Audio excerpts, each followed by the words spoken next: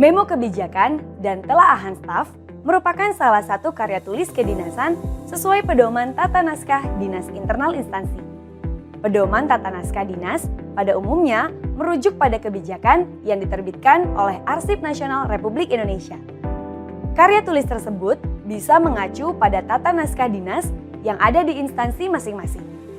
Adapun pedoman tata naskah dinas di lingkungan instansi pemerintah dewasa ini secara umum merujuk pada Peraturan Kepala Arsip Nasional Republik Indonesia tentang pedoman tata naskah dinas. Sedangkan dalam konteks hubungan kelembagaan di lingkungan instansi pemerintah, policy memo atau memo kebijakan dapat dikategorikan sebagai naskah dinas korespondensi eksternal yang dibuat oleh pejabat yang berwenang kepada pejabat di atasnya untuk menyampaikan informasi yang bersifat mengingatkan suatu masalah dan menawarkan rekomendasi tindakan. Lalu, apa definisi dari memo kebijakan dan telaahan staf dan bagaimana sistematika penyusunannya? Mari kita bahas bersama.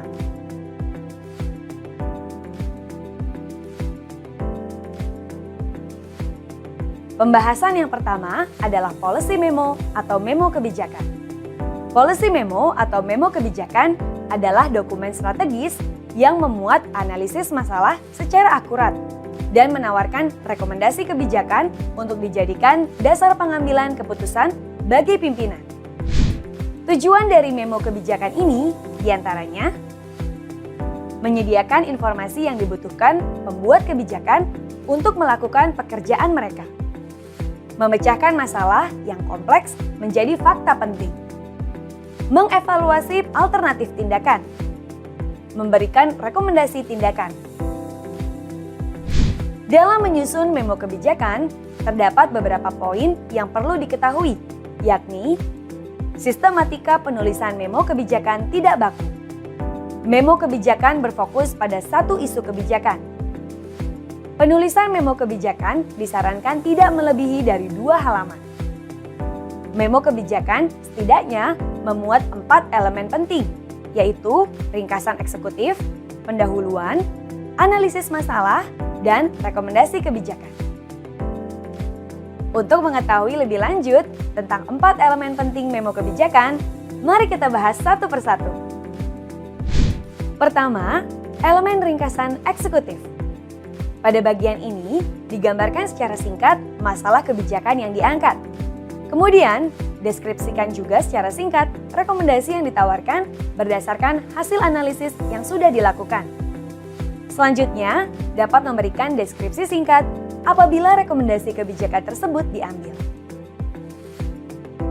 Kedua, pendahuluan. Pada bagian ini, memuat definisi masalah kebijakan secara jelas, mendeskripsikan latar belakang masalah secara kontekstual, dan mendeskripsikan ruang lingkup masalah yang akan dicakup dalam memo kebijakan ini. Selain itu, pada bagian ini juga harus mendeskripsikan mengapa masalah kebijakan tersebut patut menjadi perhatian dan perlu diambil sebuah keputusan untuk dipecahkan. Satu hal yang juga perlu dituangkan di sini, yaitu metode yang digunakan dalam membuat memo kebijakan ini.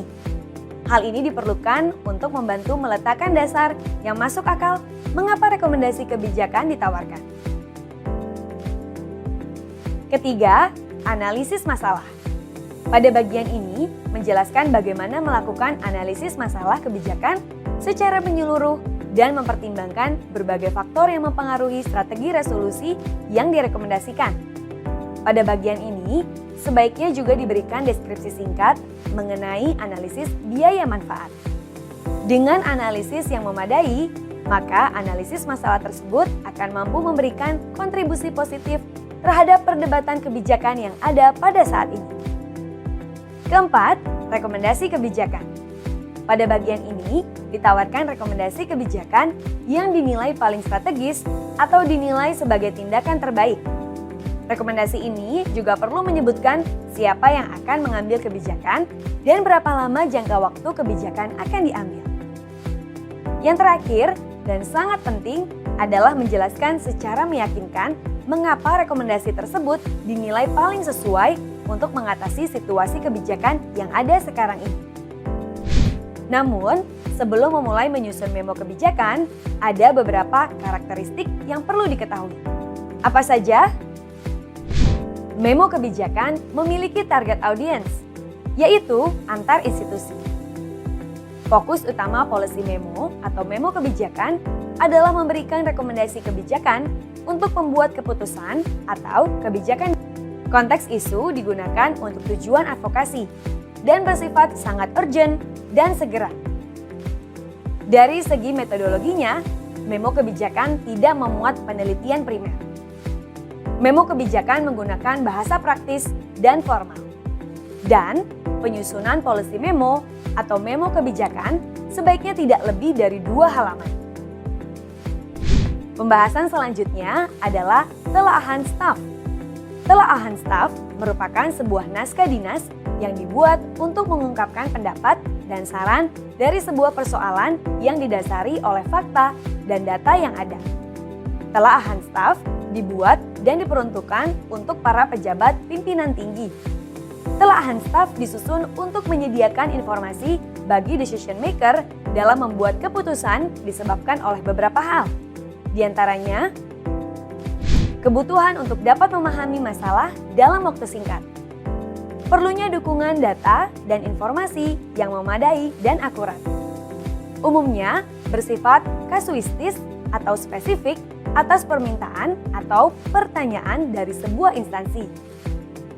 Kebutuhan untuk memahami berbagai kebijakan yang saat ini berlaku terhadap masalah yang dihadapi.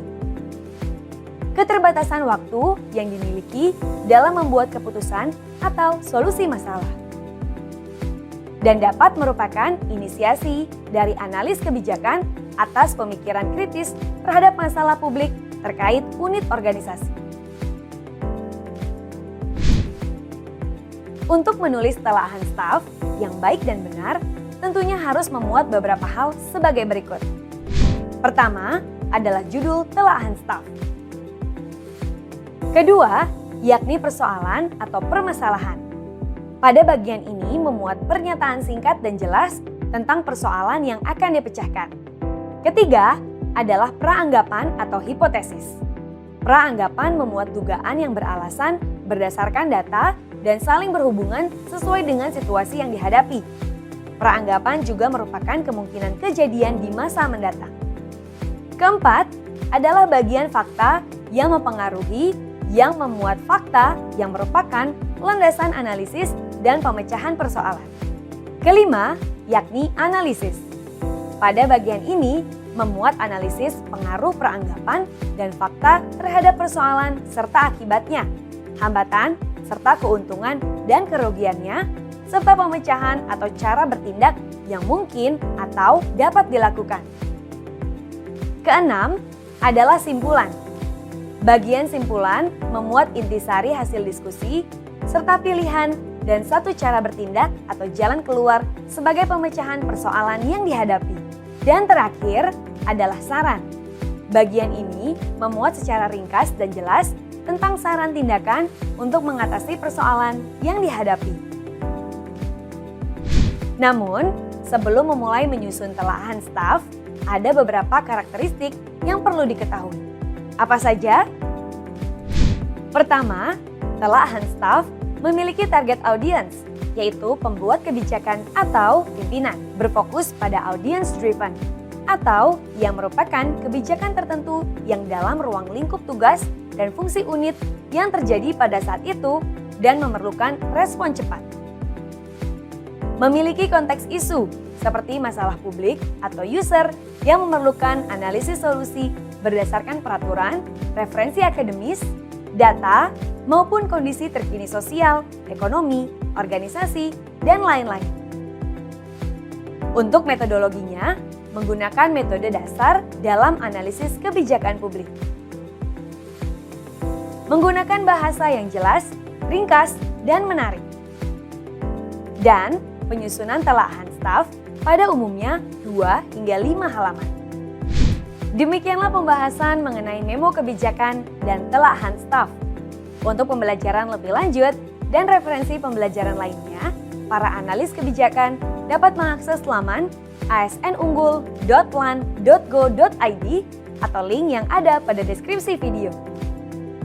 Kami berharap video ini bisa menjadi salah satu referensi pembelajaran dan bisa bermanfaat untuk para analis kebijakan serta pemerhati kebijakan lainnya. Selamat bekerja dan berkarya. Salam analis kebijakan.